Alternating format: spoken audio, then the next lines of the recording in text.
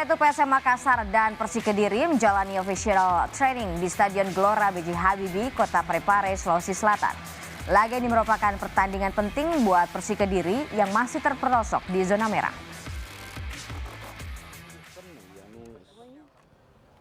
Jelang laga kontra Persik Kediri, tuan rumah PSM Makassar menggelar latihan di Stadion Gelora B.J. Habibie, Kota Parepare, Sulawesi Selatan.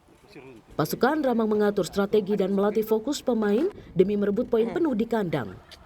Tim asuhan Bernardo Tavares berharap dapat mendongkrak posisi di klasemen yang saat ini menempati tangga ke-7 usai bermain imbang dengan Bayangkara FC pekan lalu. Tavares mengaku meski menghadapi lawan dari papan bawah merupakan hal yang sulit untuk menghadapi Persik. Ini mengingat anak-anak Juku Eja baru saja menjalani laga tandang.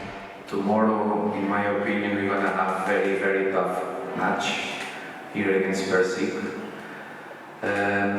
because they have more time to rest and to prepare the game than us, one day more, and also because the last match that we made, we don't have the best conditions for the rest of the players because we arrive on the day of the game and we depart on the day of the game. So it's not easy for them, but also unfortunately the referee allowed many things last game and we have many players injured or not 100%. Sementara Persik berharap bisa mencuri angka dari juara bertahan untuk mendongkrak posisi di klasemen.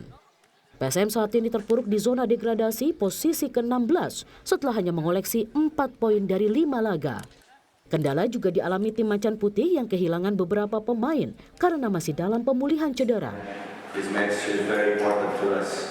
We know the strength of Makassar playing home, but our idea is do a safe game and try to add points in the league.